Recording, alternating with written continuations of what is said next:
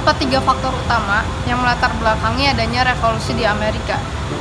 Yaitu yang pertama, peraturan yang dibuat oleh Inggris untuk Amerika, yaitu memaksa Amerika menjual hasil buminya kepada Inggris saja, tidak boleh ke wilayah lainnya. Maka dengan itu, anggaran komoditas di Amerika dapat diatur oleh Inggris. Kemudian yang kedua, tidak berbeda jauh dengan poin yang pertama, yaitu Amerika hanya diperbolehkan beli kebutuhan pokok lainnya kepada Inggris saja.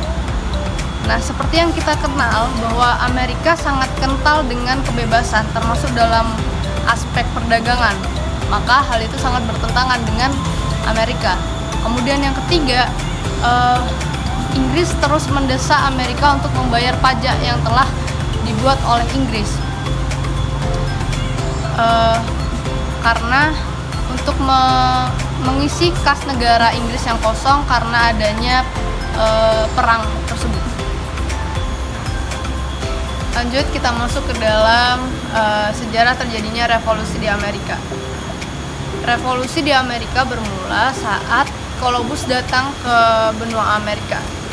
Dengan kedatangan Columbus tersebut memicu kerajaan-kerajaan di Eropa untuk menguasai Amerika, yaitu diantaranya ada Inggris, Spanyol, dan Perancis.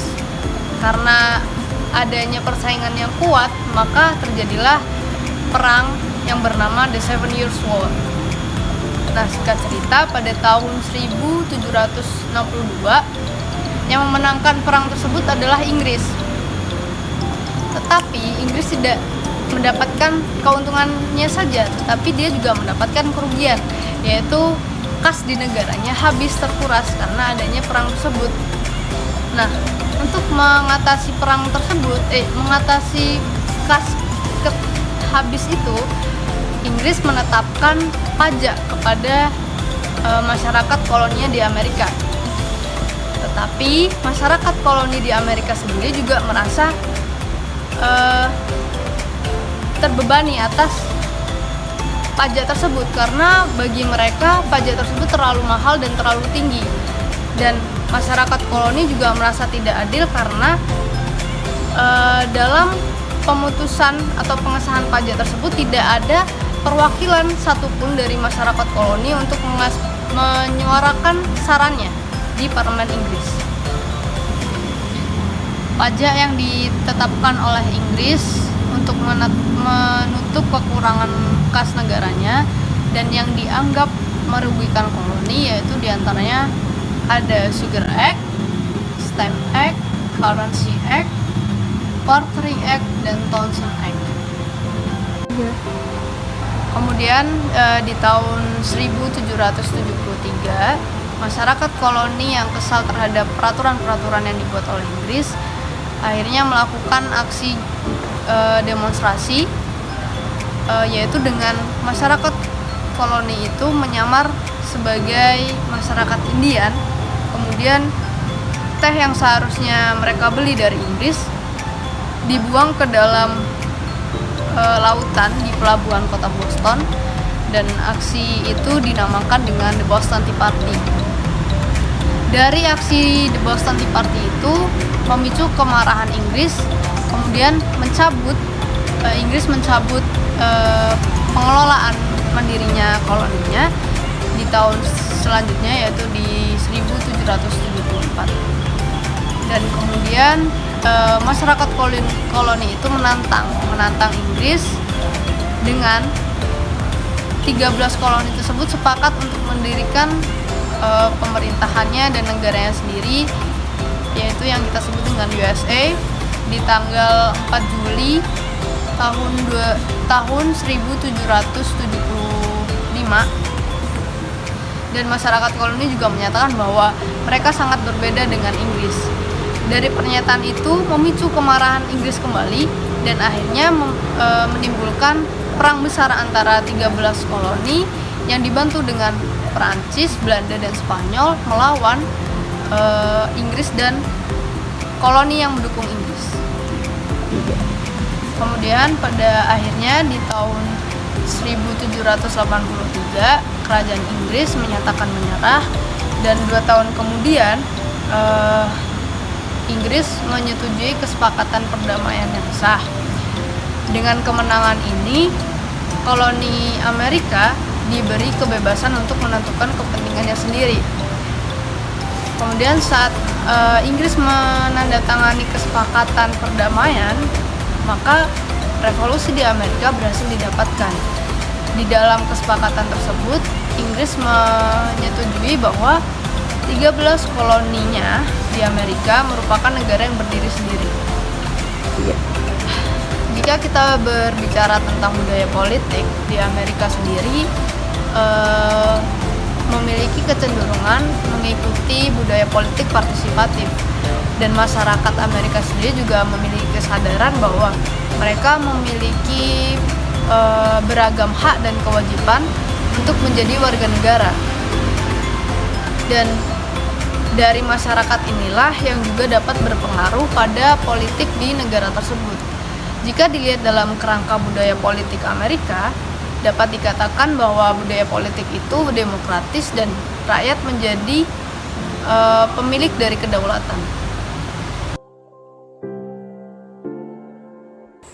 Amerika Serikat adalah sebuah negara federal berbentuk republik. Sistem pemerintahan yang dianut adalah sistem pemerintahan presidensial.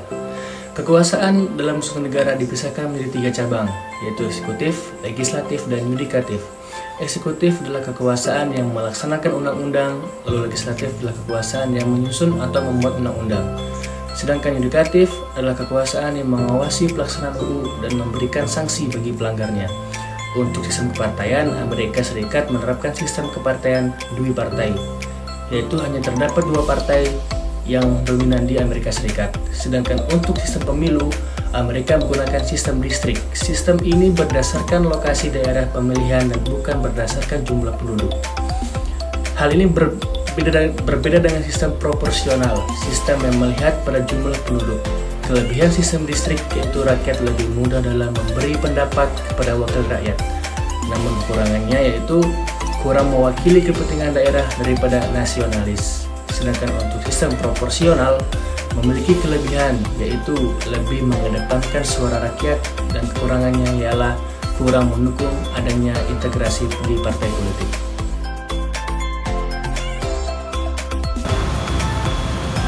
Amerika Serikat memiliki sistem politik yang bebas karena menganut sistem demokrasi liberal.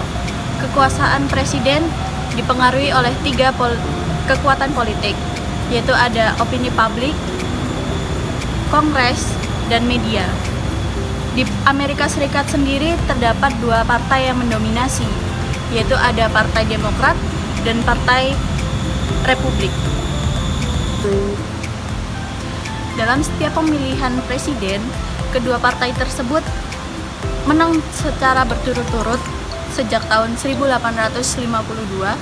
Kemudian pada tahun 1896, kedua partai tersebut sudah mengendalikan presiden, kongres, dan badan legislatif negara bagian. Partai Republik lebih berada di sisi kanan politik Amerika Serikat dengan mendukung prinsip konservatisme Amerika. Sedangkan Partai Demokrat lebih berada di sisi kiri politik Amerika dengan mendukung prinsip liberalisme Amerika. Terdapat 2 pemilihan utama, yaitu pemilihan pendahuluan dan pemilihan umum. Alat pemungutan suara menggunakan pemilihan pendahuluan sebagai penentu kandidat partai tertentu. Setelah pemilihan pendahuluan selesai, akan diadakan penentuan untuk jabatan dengan menggunakan pemilihan umum. Para pendiri Republik Amerika menginginkan anggota Kongres untuk lebih dekat dengan rakyatnya, sehingga Kongres dapat mencerminkan keinginan dan aspirasi rakyat. Dengan demikian, para pendiri membentuk DPR yang relatif besar untuk menampung delegasi kecil dalam jumlah besar, serta agar dapat menyelenggarakan pemilihan umum secara berkala, yaitu setiap 2 tahun sekali. Setiap kursi dewan mewakili suatu daerah pemilihan yang unik secara geografis dan setiap anggotanya dipilih dengan suara terbanyak sebagai satu-satunya perwakilan distrik tersebut. Senat dirancang agar anggotanya mewakili lebih banyak daerah pemilihan dan memastikan keterwakilan yang setara untuk setiap negara bagian yang terlepas dari ukuran populasi negara bagian tersebut.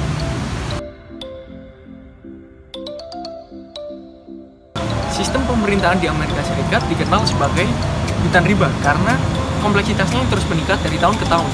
Bahkan terdapat 3.000 lebih sistem pemerintahan daerah di 10 negara bagian Amerika Serikat. Akan tetapi pada dasarnya terdapat 4 jenis sistem pemerintahan daerah di Amerika Serikat, yaitu 1. County, kemudian town and township, dan municipality, kemudian dan special district. Pemerintahan county mencakup hampir seluruh negara Amerika Serikat. Pemerintahan county sendiri merupakan unit pemerintah daerah yang diselenggarakan atas dasar teritorial negara bagian dengan formasi yang terpisah dengan kota madya atau municipality karena tidak memiliki basis komunitas khusus dan dapat diubah atau diberhentikan oleh undang-undang pemerintahan negara bagian. Kemudian town dan township merupakan subdivisi dari negara bagian yang perbatasannya pada awalnya digambarkan di peta oleh surveyor county untuk pembangunan dan pemeliharaan jalan. Pemerintahan ini bertanggung jawab atas dasar untuk memenuhi kebutuhan rakyatnya yang meliputi layanan sosial dan pariwisata dan lain-lain. Administrasi dari pemerintahan ini dilakukan dalam bentuk rapat dewan kota dan perkotaan. Municipality adalah kesatuan masyarakat yang terbentuk dari piagam atas permintaan anggotanya. Daerah dengan kepadatan dan populasi yang cukup dapat memperoleh status municipality dengan prosedur yang melibatkan pemilihan para pemilih dari pilihannya tersebut. Jadi, intinya dengan kata lain, municipality adalah municipal government yang terbentuk dalam kota atau city. Kemudian, special district dirancang untuk melayani beberapa layanan di yuridiksinya masing-masing dengan undang-undang pemerintahan negara bagian atau daerah. Terdapat 2 jenis distrik berdasarkan fungsinya. Yang pertama, single purpose district, dan kedua, multi purpose district. Contoh dari fungsi single purpose district yang meliputi drainase, limbah, kemudian pendidikan sekolah, kemudian perumahan, dan pengembangan masyarakat lain-lainnya.